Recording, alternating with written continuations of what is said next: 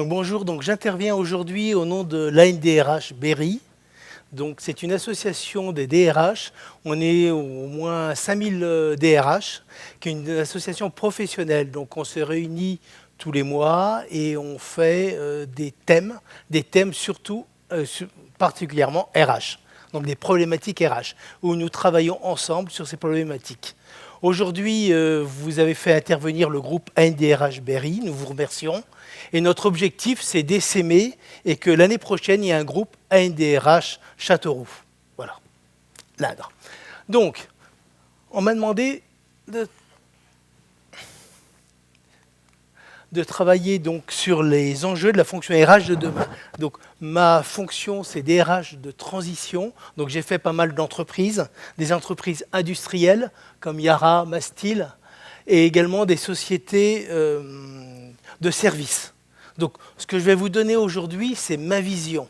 C'est ce que j'ai ressenti dans mon métier, les lignes de force. Donc, ce n'est pas forcément la vérité, ça peut arriver comme ça ne peut pas arriver. Voilà. Donc, c'est une vision personnelle qui n'engage pas la NDRH, voilà, qui n'engage pas Made in RH. Donc, avant, c'était simple. Pour la fonction RH, il y avait des lois, les lois sortaient, on les appliquait, et après, on était là pour superviser. Donc notre fonction RH, elle était simple. On avait surtout de la partie administrative. On était beaucoup de relations sociales aussi, à 25%, entre 20 et 25%. Là, c'est la matrice de Dave Ulrich de 2012. Quand vous êtes en études RH, on vous expose cette matrice. On vous dit, voilà, la fonction RH, c'est ça. Ça se découpe en 4 cadrans.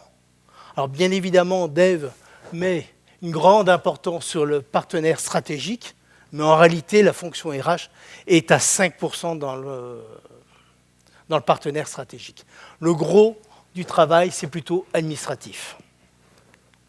Et maintenant, qu'est-ce que ça va être? Donc, puisqu'on est dans la vision, qu'est-ce que ça va être? Alors aujourd'hui, à l'extérieur, on a la combativité. On se rend compte qu'on a eu quand même 53 actes avec les Gilets jaunes, et avec la réforme de retraite, on a quand même 8 actes. 8 manifestations de rue qui sont lourdes, qui impactent les entreprises. Et du côté entreprise, qu'est-ce qu'on a? On a eu un gros événement qui a beaucoup impacté la fonction RH, c'est le 5 octobre 2015, où le DRH donc d'Air France, on lui a arraché la chemise. C'est toujours les mêmes images, ça revient, c'est l'agression. Et depuis cette date, on se rend compte que la combativité en entreprise a baissé. Comme si, en fait, les partenaires sociaux se sont rendus compte que ça ne servait à rien de se battre et qu'on pouvait trouver des points d'accord. Comme si la combativité, donc ça c'est les chiffres du baromètre du dialogue social, la combativité a encore baissé 8 points, de 8 points. Dehors, c'est violent, c'est combatif, mais à l'intérieur de l'entreprise, notre fonction RH, c'est d'apaiser. Il y a un autre élément aussi qui apparaît, et pour rejoindre en fait la conférence précédente, c'est que 50% des actifs seront nés après 1997, en 2025. Ça veut dire que la révolution digitale, elle en est presque à la fin. Ces personnes, 50% des jeunes, ils auront déjà travaillé avec Facebook, ils auront déjà eu l'habitude des outils digitaux. Ça va être un gros... on va rentrer dans un monde numérique qui va engendrer la VUCA. C'est un terme anglais qui veut dire qu'on est dans un monde volatile, on est dans un monde incertain, on ne sait pas ce que sera demain. L'exemple, c'est la Covid-19. Qui aurait pu prévoir qu'on allait être en confinement? Un monde complexe. On se rend compte que les incidences de la guerre en Ukraine ont des répercussions sur les entreprises françaises, ont des répercussions sur les prix, sur l'inflation. Et c'est ambigu parce qu'on n'arrive pas à trouver des lignes de force. On n'arrive pas à prédire l'avenir. On regarde toujours en arrière pour prévoir l'avenir. Alors, par mon passé, puisque je suis j'ai lancé le prix du DRH numérique, j'étais à l'observatoire du SIRH, on a beaucoup d'outils dans la fonction RH. On a des outils qui vont se relier avec des bases de données, avec des fichiers qui vont s'interconnecter.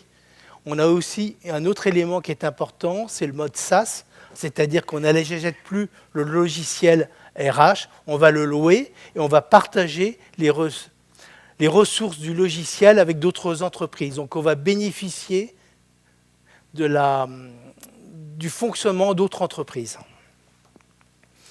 Et après, on a les outils de la vie privée, où là c'est complètement différent, les outils de la vie privée. Les données sont publiques, c'est facile d'utilisation. Attendez, c'est plutôt ça ce que je voudrais. En entreprise, il faut chercher l'information. Vous êtes obligé d'interroger la base de données. Vous êtes obligé de maîtriser un langage d'interrogation, alors que dans la vie privée, l'information, elle arrive. L'exemple typique, c'est Netflix. J'aime ce genre de film et en fait, la machine va me proposer le même genre de film. Or, en entreprise, c'est complètement différent. C'est compliqué. Après, on a un autre élément qui est important. Je voulais parler du slip français. Je ne sais pas si vous vous souvenez. On est le 3 janvier 2020, dans une vidéo au contenu raciste. Donc on est sur la vie privée. Ils se filment entre eux. Des salariés du slip français ont été reconnus le visage peint en noir. On est dans la vie privée, on fête le 31 décembre et pourtant ça a des répercussions sur l'entreprise. On est vraiment à un point important d'enchevêtrement des deux éléments. Donc ça, voilà. L'algorithme propose les différences. Et l'avenir, c'est quoi? Pour moi, l'avenir, c'est qu'on va relier les différentes bases de données. On va relier les bases de données entreprises, donc elles sont là avec tous nos logiciels, les applicatifs de chercheurs d'emploi, de recherche d'emploi, et les applicatifs publics, Facebook, Twitter, tous les systèmes. Et si on pouvait avoir un langage qui permettrait d'interroger ces trois bases de données? Et là, depuis un an, on découvre ChatGPT. On pose une question, on ne sait pas sur quelle base de données ça travaille, mais il va nous sortir de l'information. C'est incroyable. Et souvent, c'est pertinent. Et pourquoi on n'utiliserait pas également ChatGPT dans l'entreprise? Et pourquoi on ne pourrait pas l'utiliser aussi sur d'autres éléments? Pourquoi ça n'interférerait pas? On va poser des questions à ChatGPT et il va nous donner des réponses. Donc, le travail, ça va être de qualifier la réponse. Est-ce que la réponse est pertinente? Et en interfaçant les trois bases de données, est-ce qu'on ne va pas avoir des signaux faibles? Est-ce qu'on ne va pas pouvoir répondre à des questions qu'on se pose tous en tant que RH? Les commentaires à caractère sensible, les collaborateurs en mal-être qui sont en souffrance, les possibles démissions. Une question qu'on pourrait poser: compare-moi les annonces de job de mon bassin d'emploi avec les compétences de mes collaborateurs et tu me rajoutes également le profil Facebook, parce que si dans le profil Facebook, il dit « Ah, je suis mal dans mon entreprise », eh bien là, on a toutes les chances que la personne donne sa démission.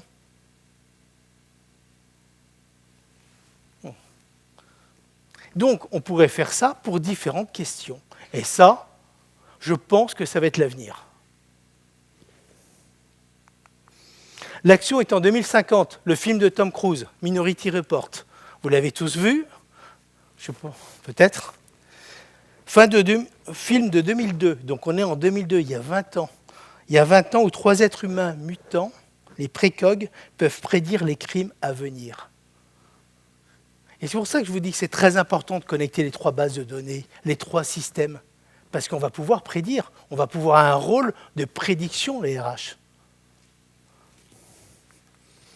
Et aujourd'hui, vous avez la police de Chicago qui arrive à déterminer où seront les prochains crimes. Oui, j'ai interfacé. Je sais que quand il y a telle information à la télévision, un film violent, il fait beau, il fait nuit et chaud, et il y a peut-être plus de crimes. En fait, aujourd'hui, ça commence à exister. Mais c'est dans la vie pour la police. Donc la fonction RH de demain, pour résumer, c'est qu'elle va vouloir qualifier l'information. Donc je pars du postulat où j'ai un langage qui me permet d'interroger 3 systèmes d'information et il va falloir que je la qualifie. Donc on monte en compétence la fonction RH dans la réflexion. Et vous allez me dire, et l'être humain dans tout ça? Encore une série anglaise, 1967. Patrick McGowan. Donc c'est un agent secret qui a donné sa démission. Les services secrets ne sont pas contents. Ils essaient de comprendre pourquoi il donne sa démission. Ils vont l'emprisonner dans un village. Et dans ce village, il porte le numéro 6. Il a perdu son identité. Il est constamment épié et interrogé. Ça résonne par rapport à ce qu'on peut connaître à nos peurs d'aujourd'hui. On a peur d'être épié, où on nous dit « vérifiez bien tous vos systèmes informatiques », on nous dit de ne plus utiliser TikTok. Est-ce que c'est ça l'avenir? Et pendant ce temps-là, je dirais, il y a un autre fait qui est très important et qui émerge. C'est que la personne va être reconnue pour elle-même, pour son intégrité. Je vais être reconnu par moi-même. Je ne veux pas de tes règles, entreprise. Moi, j'ai des problématiques personnelles. J'ai mes enfants à aller chercher le matin, j'ai à récupérer le soir, j'ai les grèves, je veux être traité différemment. Et je veux également le pleasure, business and leisure.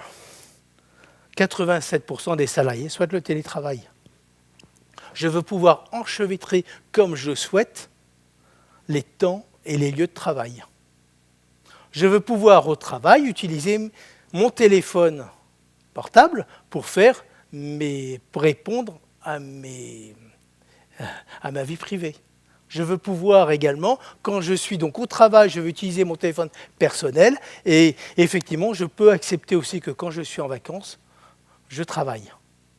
Et ça, le code du travail, il ne connaît pas. Ça, en fait, je veux du sur-mesure. J'attends de l'entreprise du sur-mesure. Je veux être traité pour moi-même. Donc, la différence, la problématique, c'est que je veux garder ma propre identité. C'est pour ça que je vous ai mis cette photo. Parce que je veux être reconnu par moi-même. Je ne veux pas qu'on me mette dans une moulinette d'assimilation. Genre Euro Disney, genre ces entreprises américaines où il faut avoir toujours le même profil.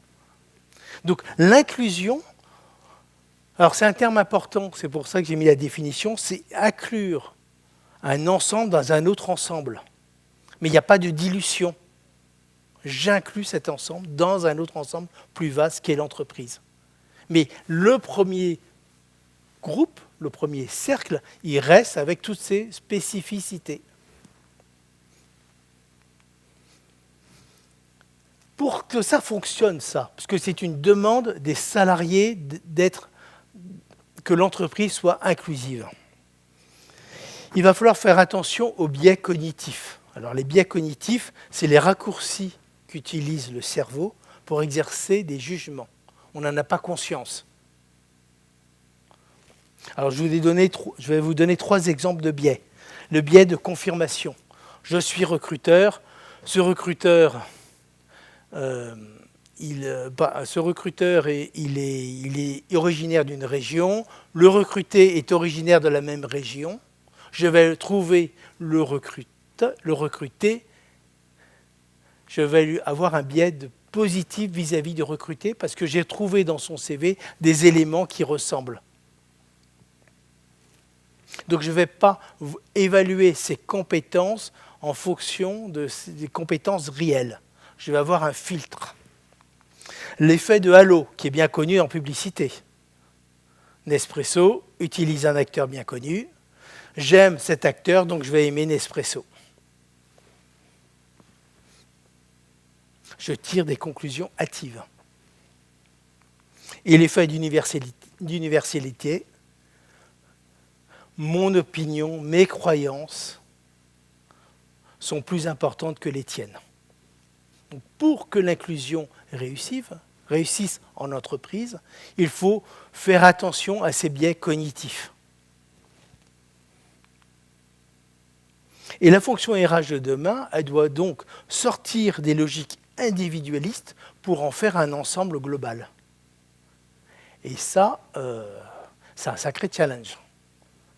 Parce que les RH ne sont pas managers. Ils ne sont pas avec les opérationnels sur place. Donc il va falloir également former tous les opérationnels. Après, il y a un moyen d'action qui est très facile pour les RH, qui n'existait pas avant, c'est l'influence. Et l'exemple typique, c'est le feuilleton Emily in Paris. Dans Emily in Paris, ça donne une image angélique de la ville de Paris. Que font les Américains aujourd'hui? Ils vont visiter Paris, ils veulent revoir les mêmes sites parce que c'est une ville idyllique.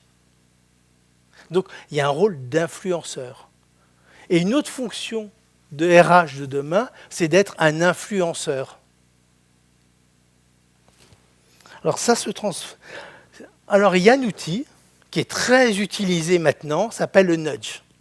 Le nudge, c'est les coups de pouce. Je vais être que dans le positif, je vais envoyer un message positif. C'est bien connu sur Internet, je veux commander une place de cinéma. Attention, il n'y a plus que 2 places qui restent. Vous voulez telle chose, attention, il vous reste 10 minutes pour profiter de l'offre. C'est que du positif et on va inciter un comportement, on va inciter une action. Et les RH doivent utiliser ces outils. Alors ces outils sont utilisés par la SNCF. La SNCF, avant, elle mettait des panneaux rouges. Surtout, n'utilisez pas ce couloir. Les gens utilisaient le couloir. Ils ont mis un panneau bleu, sens unique, sans issue, voie sans issue. On enlève le rouge, on met le bleu à la place. On enlève l'interdiction, on met le bleu. Et ça, c'est un outil que doit utiliser la fonction RH de demain. Le gouvernement le fait bien. Est-ce que je vais obliger à faire vacciner la vaccination? Si le gouvernement obligeait la vaccination, il allait y avoir des problèmes, encore des grèves, encore des soucis. Alors que si on dit, si vous voulez profiter du bar, si vous voulez profiter de la vie, il va falloir vous faire vacciner. Message positif.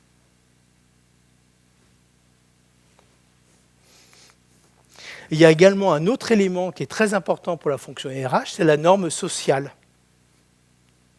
Je vais édicter que la norme sociale, c'est de porter la cravate dans l'entreprise ou de ne plus la porter.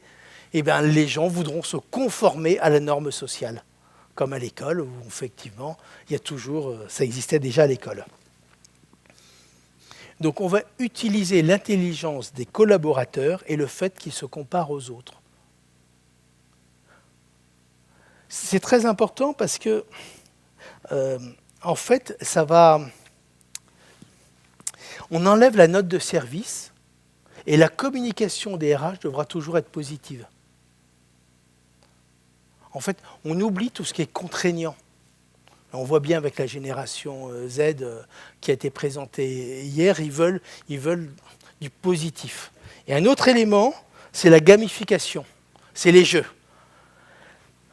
Près de 70% des Français jouent aux jeux vidéo. Donc en entreprise, est-ce qu'il ne faudrait pas faire ça?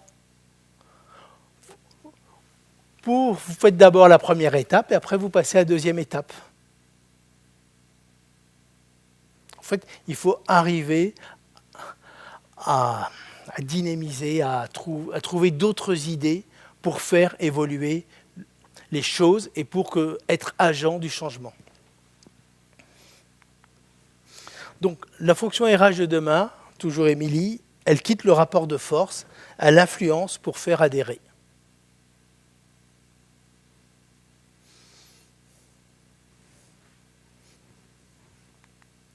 Donc, là, on est à l'ère du post-digital.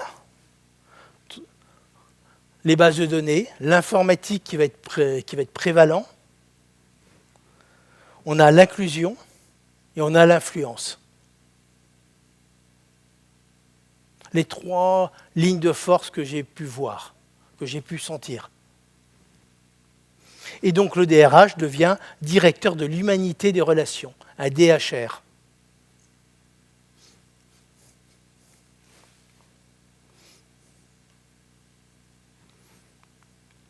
Mais la seule question qui se pose, en fait, c'est celle-là. Recommanderiez-vous votre entreprise comme une entreprise où il fait bon travailler?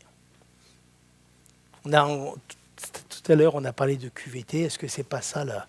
En fait, la question finale, c'est ça, en fait. Tout ça, c'est pour ça. C'est pour que les salariés de l'entreprise soient des agents de recrutement. Vous avez des questions ou...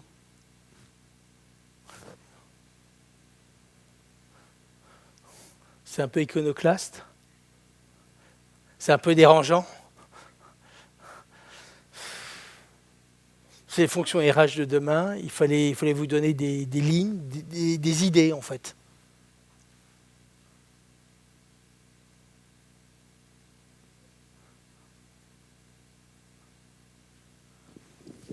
Personne ne veut rebondir sur cette nouvelle vision de la fonction RH? Elle vous plaît? Elle vous fait peur?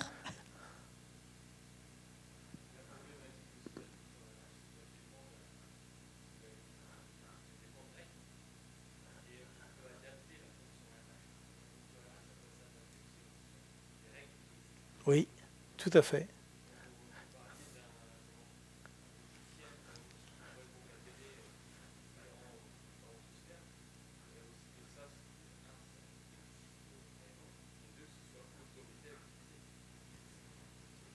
Tout à fait, oui.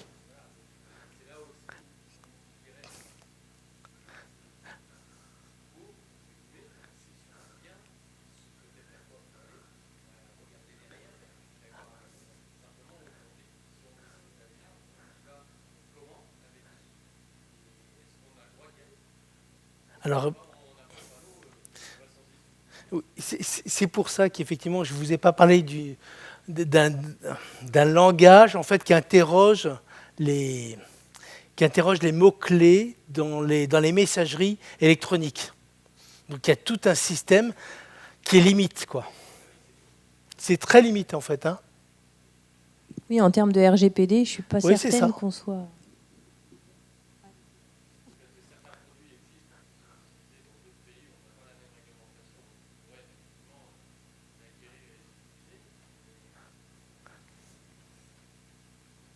Tout à fait. Ou c'est moi qui ai rêvé qu'on pouvait prédire des choses, qu'on pouvait prédire l'avenir. Voilà.